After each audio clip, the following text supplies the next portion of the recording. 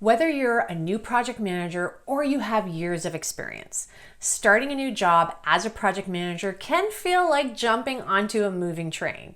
There's already momentum, things are flying by fast, and you're expected to steer without knowing exactly where the controls are. Yes, it's exciting, but it can also be overwhelming. But you're not alone. I've coached hundreds of project managers through their first few weeks on the job. And in this video, I'm sharing 10 tips that are critical for success. These are the ones that you won't find in the onboarding guide. These are the habits, mindset, and practical strategies that will help you build credibility and enjoy the challenge of stepping into something new. And make sure you stick around for the last tip because it's the one silent skill that can make or break your reputation, and most people overlook it. Okay, let's get to it. Tip 1, start with curiosity, not certainty. When you step into a new project manager role, there's often internal pressure to prove yourself, to come in strong, make decisions quickly, and show everyone you've got it under control. But the truth is, the best thing you can do in your first few weeks is lead with curiosity, not certainty, not bravado, just thoughtful, grounded curiosity. You are not expected to know everything on day one, and pretending you do is where I often see new project managers stumble.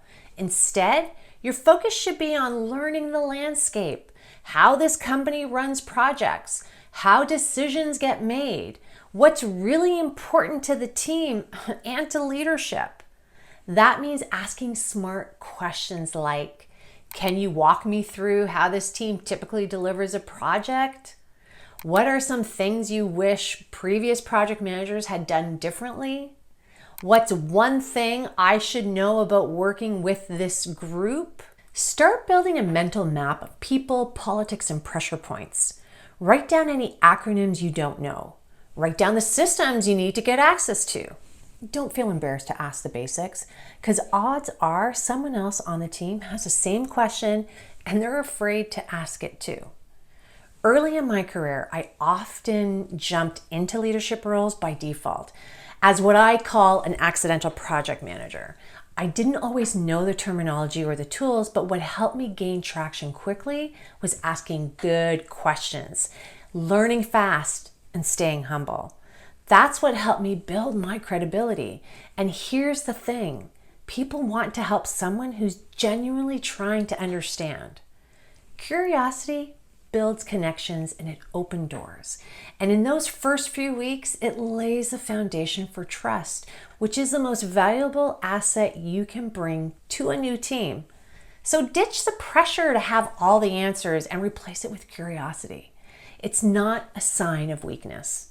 It's one of the strongest leadership moves you can make early on.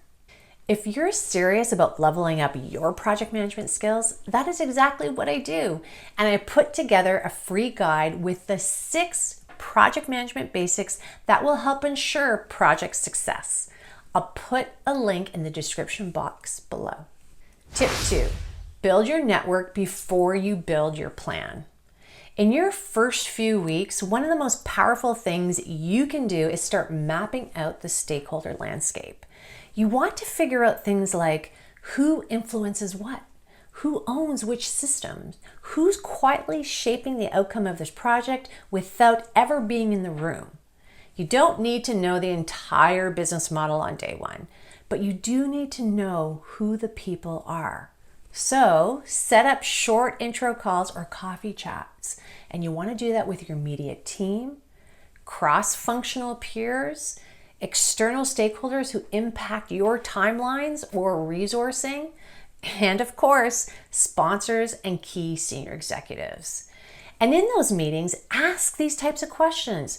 What do you and your team do? What are the biggest challenges you're facing? How do you see this project impacting your work? What do you need from me to be successful? Take verbatim notes. This is going to help you, and patterns will emerge. Gaps, pain points, unspoken expectations. You'll begin to see how your role fits into the larger picture. And most importantly, you'll build relationships that will pay off when deadlines tighten or priority shifts. These early conversations aren't just you being nice. These are strategic moves. Every stakeholder you meet helps you understand where the real risk and opportunities lie. Every relationship you build gives you a faster path to resolving issues later. And every note you take becomes part of a broader picture of how this organization truly operates. So before you rush to update a timeline or dive into status reports, invest your time in people. Because in project management, your ability to lead often comes down to your ability to connect, build trust, create alignment, and move forward together. Tip 3, give yourself time to find your rhythm. Starting a new project management role can feel like stepping into a middle of a movie, one where everyone else knows the plot, the characters, and the inside jokes, and you're just trying to figure out where to sit. If you feel like you're behind, overwhelmed, or even a little bit lost in your first few weeks, that's not a red flag. It's normal.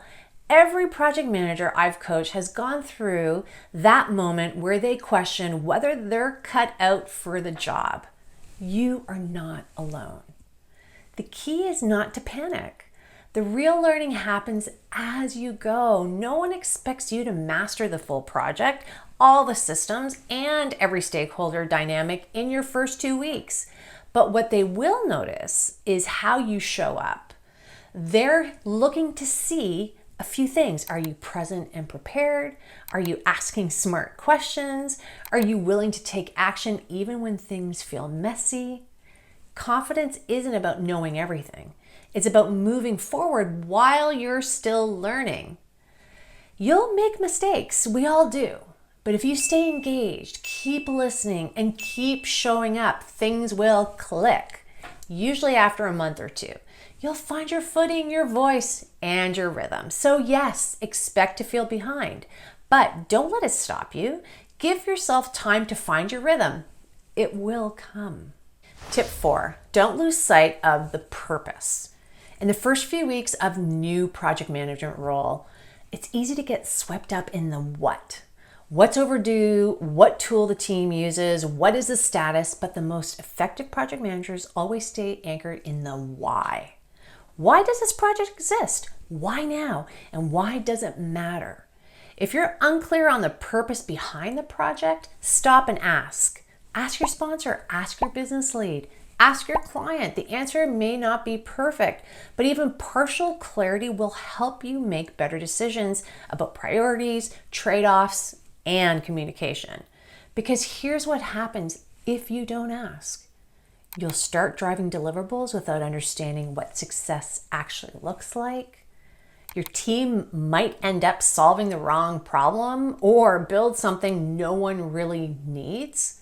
Or you'll burn time and resources chasing outputs instead of outcomes.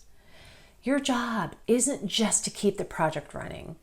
It's to make sure it's delivering the right value. Here's a simple way to stay connected to the why throughout the project. First, start by writing down your understanding of the project's purpose in one sentence. Use that sentence to evaluate your work. Is what we're doing right now supporting that purpose? Repeat it in a meeting, in the kickoff deck, in other key documents. That will help to keep the team aligned on more than just the next task, so they keep the big picture in mind. When you're guided by the purpose, you bring clarity to the project, and that clarity becomes your compass when priority shifts, issues arise, or decisions need to be made fast. That's part of why I created my SLAY project management course. It teaches you when and how to really get to the why of projects. Figuring out your purpose happens first in the initiation stage, and then it pops up through the other stages of your project. As things shift and change, the key is it's always important to keep your finger on the pulse of the project purpose. Tip 5, get your hands dirty sooner rather than later. In your first week on the job, it's easy to fall into a passive mode, reading documentation, sitting in on meetings, waiting for someone to tell you what your real work is. But if you want to make an impact early, you need to get involved immediately. Find something, anything that you can start contributing to. Ask your manager, is there a task I can help move forward this week? Even if it's administrative or behind the scenes, it gives you visibility into how the work gets done. It also sends a powerful signal, one that says you're here to help, not just observe. The best learning doesn't happen in onboarding modules. It happens in the day-to-day of working through challenges. Picking up a stray task may teach you how a key tool works, who to talk to for specific approvals, or even where the real process breakdowns are hiding. Even more importantly, it helps you start building credibility. When your team sees you taking initiatives, asking smart questions, and more importantly, making progress, even on the small stuff, they start trusting you with the bigger stuff. This doesn't mean you say yes to everything or spread yourself too thin. It just means you look for opportunities to contribute early. Show that you're not afraid to jump in, get messy, and figure things out as you go. That's often how the best project managers earn respect. Not by waiting to be invited in, but by showing up ready to work. Tip 6, command the room even when you're new. One of the fastest ways to build credibility as a new project manager is to show you can lead a room with clarity and calm, even if you're still learning the ropes. Because ready or not, you will be asked to run meetings, facilitate updates, and keep conversations on track. And here's the thing, your team is watching how you lead. Stakeholders are watching too. Your energy, your tone, your organization, it all signals whether this project is in capable hands. No pressure, okay? But don't worry, I got you. Here's what you are going to do.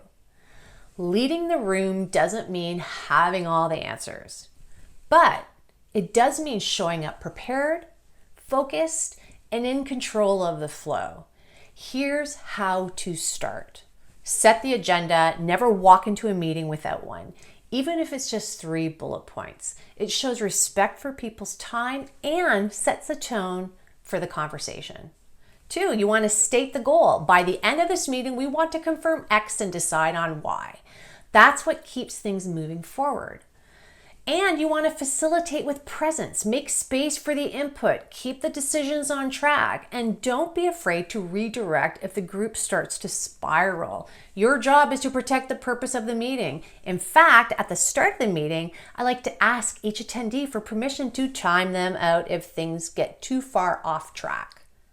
Now, if public speaking or facilitation isn't your strength yet, don't worry. It's skill like any other. And if I can offer one tip, it's this: practice speaking out loud.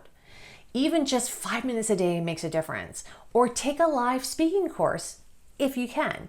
The confidence you build will carry into every stakeholder presentation and team call you lead. Remember, people follow leaders who are steady and prepared. No one is looking for perfection, so show up calm, ready, and clear. And if you don't feel that way yet, that's okay too. You'll grow into it faster than you think.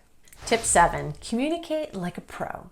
If there's one skill that will make or break you as a project manager, essentially in the first 90 days, it's communication. Not just speaking clearly, but knowing who to communicate with, how often, how much, and in what tone. It's an art and a discipline, and it's what separates good project managers from the ones people want to work with again. So start by building a regular rhythm of communication. To do this, with your team, check in often, listen more than you speak, and create a space for honesty.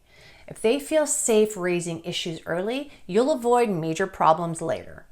With your sponsor or manager, stay ahead of questions. You don't need to overload them with details, but they should never be surprised by risk, delay, or scope creep. With your stakeholders, be clear, brief, and relevant. Not everyone needs every update, but the right people need the right information at the right time. Here's something I learned the hard way. Communicate even when you don't have all the answers. If something feels off, say, this issue is developing, here's what we know so far, and here's what we're doing to learn more. Doing this shows leadership and builds trust. Silence on this, well, that creates doubt. And don't underestimate the power of tone and framing. The way you deliver an update, especially if it involves bad news, can either build confidence or set off alarms. So be transparent, but always include your plan. Now, for example, you can say, we've hit a delay due to a vendor issue. We've escalated and revised the delivery timeline by 1 week. I'll keep you posted daily until we're back on track. That's strong. And strong communications drive projects forward, not just by pushing tasks, but by keeping people aligned, informed, and engaged. Tip 8, don't just report problems, move things forward. One of the fastest ways to stall your momentum as a new project manager is to fall into the habit of simply reporting what's going wrong without offering a path forward. It's not your job to solve every issue yourself, but it is your job to drive the conversation towards resolution. The truth is, anyone can say, we have a problem, but great project managers go further. They say, here's what's happened, here's what it could impact, and here's how I think we can handle it. This mindset shift from reporter to problem solver is a hallmark of trusted project leaders, especially when you're new. It shows that you're not just tracking the work, you're actively helping to move it forward. Now, here's how to put this in practice. When flagging a roadblock, include a proposed next step or a question to unblock it. If a decision is stalled, identify the decision maker as well as what they need to make the call. Or if a deliverable is at risk, suggest trade-offs. If we shift X, we can protect Y. You don't need to have all the answers, but you should always bring something to the table. Context, clarity, or an option. And when it comes to your team, be the one who notices when they're stuck, who encourages open conversation, and who keeps things from going silent when progress slows. Projects don't fail because someone hit a roadblock. They fail when no one acts on it. So yes, call out issues, but then take the next step. Don't just report it, move things forward. Tip 9, don't rely on memory. Document relentlessly. Okay, when you're stepping into a new role as a project manager, one of the smartest things you can do is start building your documentation habits right away. This isn't about creating paperwork for the sake of it. It's about setting yourself and your team up for clarity, alignment, and efficiency. Now, I document everything relentlessly, not because I love admin, because I don't, but because I know how often people forget what was said or what was promised, or worse yet, what we agreed to.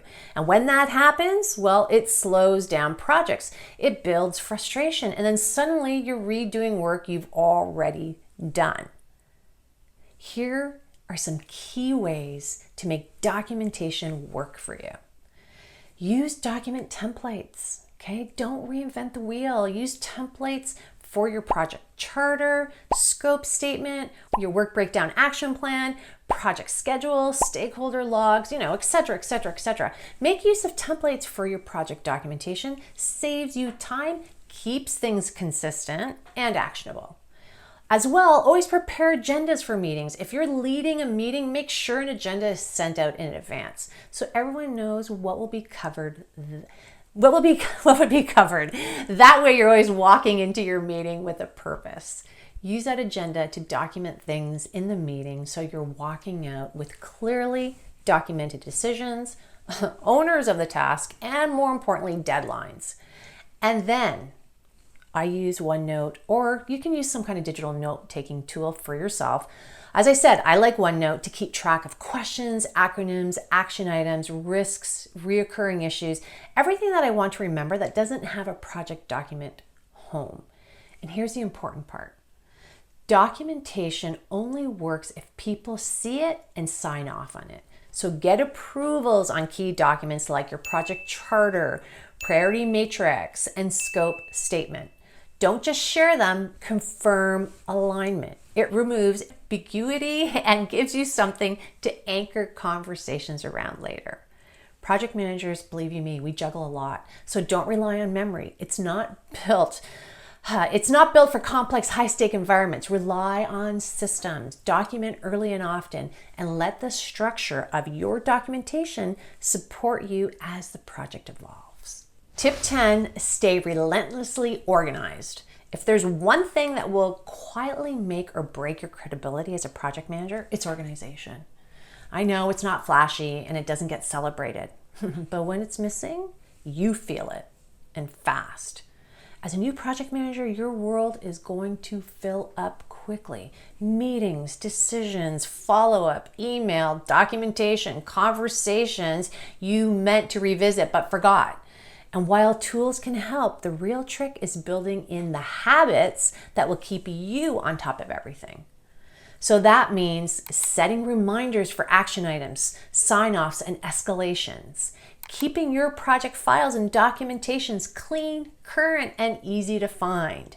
Managing your inbox so nothing critical slips through the cracks. And most of all, tracking who owes you what and by when. Be sure to check out one of my videos using the WBS action plan. Go to YouTube search bar, type Adriana Girdler, WBS. And let's be honest, project management tools are great, but they're only helpful if you actually use them. So whether you're an Outlook, Excel, OneNote, or cloud-based system, find a method that works for you and stick to it.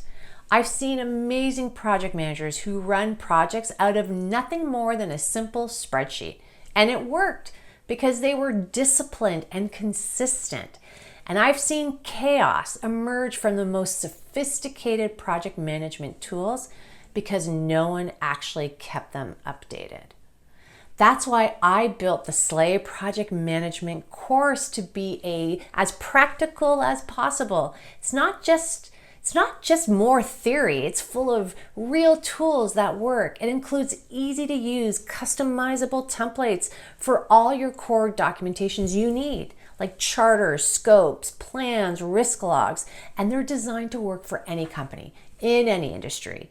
They're the exact tools I've refined over the years of running real projects, and they're built to help you stay organized without getting overwhelmed. So don't get distracted by what's flashy. Okay, it's not the same. Focus on what's functional, stay organized, review your notes, keep your system tight. It's not about being rigid, it's about being dependable. When your team and stakeholders see you're organized, responsive, and always a step ahead, that's when they'll trust you to lead. Now that you know how to succeed when you start a new job as a project manager, you need to know how to ensure your projects are successful. I've written a guide on the 6 basics to keep your projects from failing. Grab the link below this video. If you still have questions about what to do when you're starting out as a project manager, I break it all down here. Don't forget to subscribe. If you found this video helpful, I'd be grateful if you gave this video a thumbs up and consider subscribing to this channel. I'll see you in the next video.